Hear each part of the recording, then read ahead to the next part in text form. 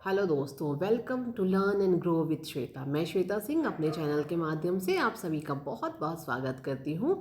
आशा करती हूँ आप सभी स्वस्थ होंगे, मस्त होंगे और बहुत अच्छे से अपने एग्जाम्स के प्रिपरेशंस भी कर रहे होंगे। दोस्तों, बीपीएससी टीआरई 3.0 जिसका एग्ज़ाम बहुत नज़दीक है, उसके हम लोग जीएसटीके का प्रैक्टिस सेट लेकर के आ रहे हैं, जिसकी सीरीज़ हमारी चल रही है। और उसी श्रृंखला को आगे बढ़ाते हुए आज का हमारा ये प्रैक्टिस सेट, आज का हमारा जो ये वीडियो है वो विश्व के महासागर, सागर और जल संधियों पर है। तो क्योंकि ये एक काफ़ी ब्रॉड टॉपिक है और काफ़ी इम्पोर्टेंट है, तो इस वजह से एक वीडियो में तो इसको कवर कर पाना मुश्किल है। तो इसलिए मैंने कुछ क्वेश्चंस को मैंने आज शामिल किया है और कुछ क्वेश्चन को मैं अपनी नेक्स्ट वीडियो में लेकर के आऊँगी। तो आप इस पूरी वीडियो को ज़रूर देखिएगा। इनके जितने भी क्वेश्चंस हैं वो सब बहुत बेहतरीन है, इंपॉर्टेंट है, आपके एग्ज़ाम की दृष्टि से बहुत ज़्यादा ज़रूरी है। इनको आप पूरा देखिएगा, पढ़िएगा, याद कीजिएगा, समझिएगा। और जो कुछ भी मैं अपने चैनल में पढ़ाती हूँ वो हमारा एक छोटा सा टेलीग्राम चैनल है, आप जो learn and grow with Shweta के नाम से ही है, और जिसके लिंक आपको वीडियो के डिस्क्रिप्शन बॉक्स में मिलती है। अगर आपने उसको ज्वाइन नहीं किया है तो फ़ौरन उसको ज्वाइन कर लीजिएगा, क्योंकि ये सारा आपको कंटेंट वहाँ पर मिल जाता है। उसके अलावा जो कुछ भी और भी एजुकेशन जगत से जुड़ी हुई जो भी इंपॉर्टेंट अपडेट्स होती है वो भी चैनल पर अपडेट होती रहती है, तो आपको वहाँ से डायरेक्ट सारी इन्फॉर्मेशन मिल जाती है। तो चलिए हम इसी बात के साथ में अपना आज का वीडियो स्टार्ट करते हैं। तो आज का जो हमारा वीडियो है वो विश्व के महासागर, सागर और जल संधियों पर है। अगर हमको सागर, महासागर और जल संधियाँ पढ़ना है तो इसके लिए हमें थोड़ा बहुत मैप का ज्ञान होना चाहिए।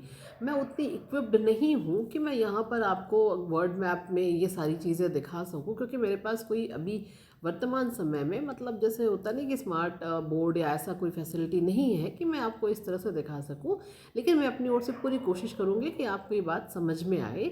और मुझे जहाँ तक मुझे लगता है, तो क्योंकि आप एक जो है एस्पेरेंट हैं जो इस समय कॉम्पिटिटिव एग्ज़ाम्स के प्रिपरेशंस कर रहे हैं, तो इसलिए आप बिल्कुल अनभिज्ञ तो नहीं होंगे इन चीज़ों से, और इनके बारे में आपको कुछ थोड़ा बहुत तो पहले से पता होगा ही होगा। तो जैसे क्या होता है कि भाई विश्व में आपके कितने महासागर, ऑब्वियसली आप सबको पता होगा, कितने महाद्वीप है, तो जैसे होता है कि क्लास थर्ड के बच्चे को ही पता होता है, तो आपको कोई सारी बातें मालूम होंगी। और ये प्रश्न भी एग्ज़ाम में नहीं पूछे जाते हैं कि कितने महासागर हैं, कितने महाद्वीप हैं। ये तो जस्ट आपको होता है कि भाई अगर आपको कुछ भी पढ़ना है तो ये सब बहुत होता है ना, छोटे छोटे नन्हे मुन्ने क्वेश्चन है जो आपको मालूम होने चाहिए। एंड देन अब बात आती है कि जैसे आप विश्व का महासागर जब आप पढ़ते हैं तो आपको कम से कम वर्ल्ड मैप में उत्तरी अमेरिका, दक्षिणी अमेरिका, ऑस्ट्रेलिया, इंडिया और मतलब आपका जो यूरोप है उसकी पोजीशन आपको वर्ल्ड मैप में ज़रूर पता होगी। मैं ये अपेक्षा करके चल रही हूँ को आपको ये मालूम है। और अगर बाय द वे कुछ ऐसे विद्यार्थी हैं जिन्होंने सच में नहीं देखा है तो आज ही जाइए वर्ल्ड मैप खरीद करके लेके आइए, और नहीं खरीदना है तो भी कोई दिक्कत नहीं है, यूट्यूब पे आपको सब कुछ अभी फ्री में मिलता है जो है। तो आप कहीं कोई भी आप जा चाहेंगे तो वहाँ से भी आप वर्ल्ड मैप को थोड़ा सा पढ़ लेंगे। तो अगर आप उसको पढ़ लेते हैं तो इन क्वेश्चंस को आपको सिर्फ रटना नहीं होगा, आपको समझ में भी आएगा। तो चलिए हम अपना आज का वीडियो स्टार्ट करते हैं। सबसे पहला क्वेश्चन ये है कि जो विषुवतीय प्रदेश होते हैं उसमें वर्षा कब कब होती है। तो जो विषुवतीय प्रदेश होते हैं उसमें जो वर्षा होती है वो पूरे साल होती है, ये आपके लिए जानना बहुत ज़रूरी है। नेक्स्ट है कि लाई जनजाति का निवास क्षेत्र बताइए। ये काफ़ी इंपॉर्टेंट जनजाति है, एग्जाम में काफ़ी ज़्यादा पूछी जाती है। तो जो लाई जनजाति है इसका जो निवास क्षेत्र है वो म्यांमार है। और आपको ज़रूर पता होगा कि म्यांमार का पुराना नाम क्या है, म्यांमार को पुराने किस नाम से जाना जाता था, और एक बहुत फेमस गाना भी है। और मुझे बहुत खुशी होगी अगर आप मुझे म्यांमार का पुराना नाम और वो कौन सा फेमस गाना है जिससे हम लोगों ने उसे याद किया था कमेंट बॉक्स के माध्यम से बताएगा, तो मुझे बहुत अच्छा लगेगा।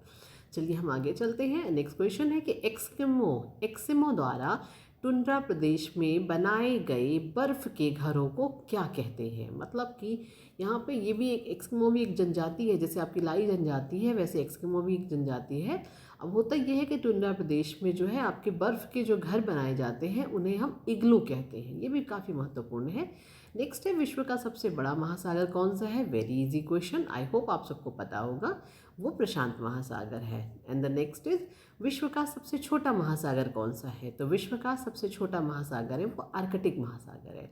सबसे बड़ा महासागर प्रशांत महासागर और सबसे छोटा महासागर आर्कटिक महासागर है। नेक्स्ट है कि छिपता हुआ महासागर किसे कहते हैं, या छिपता हुआ मतलब हाइड हो रहा है, छिप रहा है, इस ऐसा महासागर कौन सा है, तो वो आर्कटिक महासागर है। क्योंकि होता ये है कि जो पोजीशन होती है लैंड की, वाटर की, वो चेंज होती रहती है। जैसे क्या होता है कि अगर वाटर बढ़ता चला जा रहा है तो आज की डेट में जो चीज़ें, जैसे अगर आप इंडिया का मैप भी देखेंगे तो जो जलमग्न किनारे किनारे के जो राज्य हैं, मतलब ये मैं आपकी साउथ की तरफ की बात कर रही हूँ। अगर आप इंडिया के मैप में देखेंगे तो इधर से आपका अरब सागर नीचे की तरफ और दूसरी तरफ आपका बंगाल की खाड़ी है। वो क्या हो रहा है कि जल आगे आगे बढ़ता जा रहा है, तो वो जो किनारे किनारे की जगह होती है, जो आपके मत कह लीजिए शहर हैं, राज्य हैं, वो डूब जाते हैं जो है। तो इसी तरह से क्या होता है कि ये बर्फ़ से, पानी से ढकता चला जा रहा है। इसी वजह से इसको छिपता हुआ महासागर कहते हैं, वो आर्कटिक महासागर को कहते हैं। And the next question is, कौन सा महासागर कि किस महासागर की या कौन से महासागर की प्रमुख विशेषता प्रवाल भित्ति है। प्रवाल भित्ति, जिसको कोरल रीफ भी कहा जाता है। और कोरल रीफ जो है, मतलब कोरल रीफ के तौर पे एक महासागर ही है जो सबसे ज़्यादा फेमस है। इसका एक ही आंसर ही है, इसका कोई कहीं कन्फ्यूजन नहीं है। अगर कभी भी कोरल रीफ या प्रवाल भित्ति आता है तो उससे संबंधित सिर्फ एक महासागर याद कीजिएगा, वो है प्रशांत महासागर। And the next question, Mariana trench, ये सबसे गहरी ट्रेंच होती है, सबसे गर्त होती है। ट्रेंच मतलब गर्त होता है, बहुत गहरा होता है जो है। मेरियाना ट्रेंच जो है सबसे गहरी गर्त होती है, सबसे गहरा जो है आपका ट्रेंच है। ये कौन से महासागर में पाई जाती है, ये प्रशांत महासागर में पाई जाती है। अगला प्रश्न है कि विश्व का सबसे चौड़ा महाद्वीपीय मग्न तट, मतलब कि जो महाद्वीपीय मग्न तट है और कैसा है, सबसे चौड़ा है, ये कौन से महासागर में स्थित है, तो ये आर्कटिक महासागर में स्थित है, जिसको हम छुपता हुआ महासागर भी कहते हैं। हमारा अगला प्रश्न है कि कौन सा महासागर उत्तरी अमेरिका महाद्वीप को स्पर्श नहीं करता है। इसलिए स्पर्श नहीं करता है क्योंकि ये हिंद महासागर है, जो इसकी पोजीशन आपकी, आप यहाँ पे मतलब अगर आप देखें तो आप इधर मैप में, मैं आपको ओरली समझाने की कोशिश कर रही हूँ, आप इसको मैप में अगर आप जा कर के देखेंगे तो ये हिंद महासागर जो है वो इंडिया के पास है, मतलब आपके हिंदुस्तान के पास में आपका होता है। और उसके बाद आपका यूरोप आएगा, एक तरफ आपको यूरोप मिल जाएगा, आपके दूसरी तरफ आपको ऑस्ट्रेलिया मिल जाएगा, और उसके बाद काफ़ी दूर पर आपका फिर उत्तरी अमेरिका पड़ता है। तो वो दूरी इतनी ज़्यादा है, तो इसी वजह से वो वहाँ पे स्पर्श नहीं कर पाता है। तो हिंद महासागर है जो उत्तरी अमेरिका महाद्वीप को स्पर्श नहीं करता, और इसका वन एंड ओनली एक ही आंसर है, तो इसलिए कोई कन्फ्यूजन की भी कोई बात नहीं है। तो चलिए एक बार हम रिवाइज कर लेते हैं, फिर हम अगले प्रश्न की ओर बढ़ते हैं कि साल भर, पूरे साल वर्षा होती है विषुवतीय प्रदेशों में। लाई जनजाति का निवास क्षेत्र म्यांमार होता है, और एक्सकमो द्वारा जो टुंड्रा प्रदेश में बनाए गए बर्फ़ के घर होते हैं उन्हें हम इग्लू कहते हैं। विश्व का सबसे बड़ा महासागर प्रशांत महासागर है।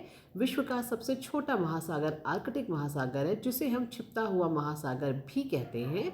और कौन से महासागर की प्रमुख विशेषता प्रवाल भित्ति है, जो कोरल रीफ के नाम से सबसे ज़्यादा जाना जाता है, वो प्रशांत महासागर को जाना जाता है। और इसी प्रशांत महासागर में सबसे गहरी गर्त यानी कि मेरियाना ट्रेंच भी यहीं पर पाई जाती है। और विश्व का सबसे चौड़ा महाद्वीपीय मग्न तट जो है वो आर्कटिक यानी कि छिपते हुए महासागर में स्थित है।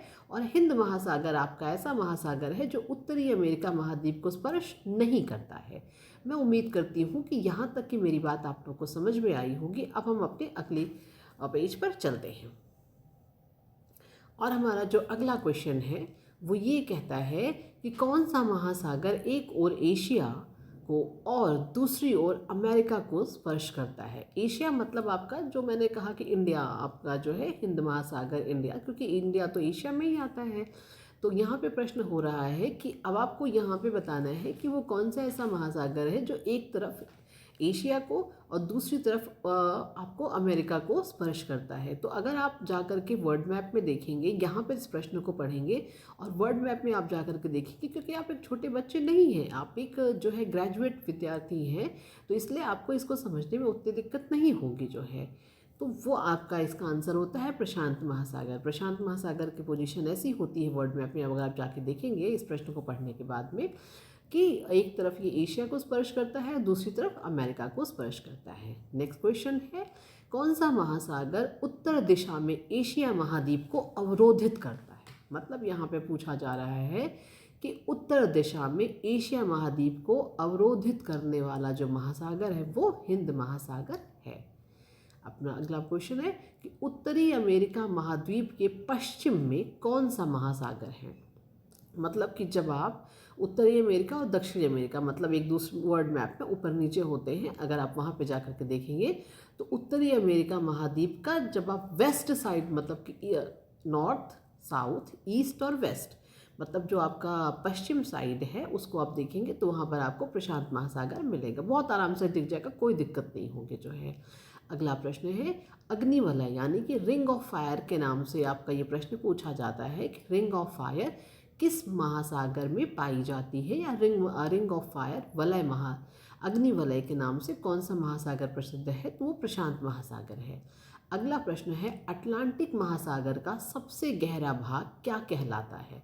तो अटलांटिक महासागर का सबसे गहरा भाग यानी कि एक आपने मेरियाना ट्रेंच पढ़ा था, दूसरा जो प्रशांत महासागर में है, अब आप पढ़ रहे हैं प्लूटो रिको ट्रेंच। ये कहाँ पर है, अटलांटिक महासागर का सबसे गहरा भाग यानी कि सबसे गहरी ट्रेंच है वो अटलांटिक महासागर की प्लूटो रिको ट्रेंच है।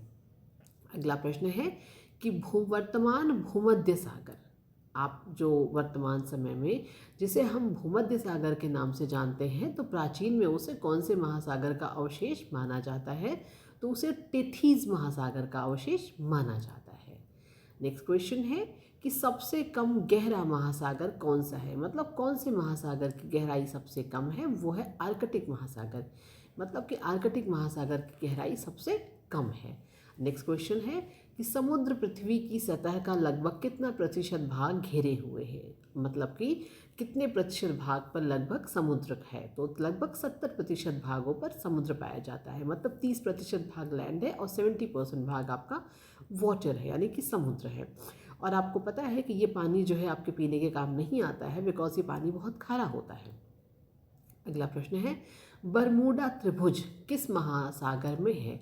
तो अब बरमूडा त्रिभुज की पोजीशन तो मैं आपको यहाँ दिखा नहीं सकती हूँ, बस मैं इतना बता सकती हूँ कि बरमूडा त्रिभुज की जो पोजीशन होती है वो उत्तरी अटलांटिक महासागर में होती है, और एग्ज़ाम में आपसे बस इतना ही पूछा जाता है। तो अगर आप इतना भी याद कर लेंगे तो भी आपका काम हो जाएगा। नेक्स्ट क्वेश्चन है द ग्रेट ओशन ट्रेड मार्ग, मतलब कि समुद्र के मार्ग से जो व्यापार होता है, जो ट्रेडिंग होती है, जो मार्केटिंग होती है, जो सामान यहाँ से वहाँ पहुँचाया जाता है, ये किस महासागर से होके गुजरता है। तो इसका जवाब है उत्तरी अटलांटिक महासागर। सॉरी। तो दोस्तों आप लोगों ने देखा कि ये जो हम लोगों ने आज पढ़ाई करा, तो ये हमारा विश्व के महासागर, सागर और जल संधियों से संबंधित आपका ये सीरीज़ चल रही है। ये आपके आज कुछ क्वेश्चंस मैं आप लोग के लिए लेकर के आई हूँ और बाकी अभी इसमें और बहुत सारे प्रश्न बचे हुए हैं जो मैं आपको नेक्स्ट वीडियो में लेकर के आऊँगी। तो मैं बस आप लोगों से इतना ही कहना चाहूँगी कि इस वीडियो को आप मल्टीपल टाइम देखिएगा, बार बार अगर आप इस वीडियो को केवल सुन लेते हैं तो भी ये आपको याद हो जाता है। अगर आप चाहें तो इसका प्रिंट आउट निकाल करके अपने पास रख लीजिए, या फिर ये क्योंकि हैंड रिटन नोट है तो इसलिए आपको प्रिंट आउट निकाल के रखने में भी दिक्कत नहीं होगी। और जहाँ तक मुझे लगता है कि मेरी हैंड राइटिंग ऐसी है कि आप ईजिली पढ़ पाएंगे, समझ पाएंगे, तो आपको कोई विशेष दिक्कत इससे नहीं होगी। और अगर आपको अपनी हैंड राइटिंग में पढ़ने का शौक है तो आप इससे अपने खुद की नोट्स भी बना सकते हैं। तो चलिए आज के वीडियो में इतना ही। पूरी वीडियो को देखने के लिए बहुत बहुत धन्यवाद। बात अगर पसंद आई हो तो वीडियो को लाइक शेयर सब्सक्राइब ज़रूर करिएगा, और अगर आप चैनल पर नए हैं तो बेल आइकन का बटन ज़रूर प्रेस करिएगा। उससे आपको ये सुविधा होती है कि जब भी मैं कोई नया वीडियो अपने चैनल पर अपलोड करती हूँ तो उसकी नोटिफिकेशन आपको फ़ौरन मिल जाती है।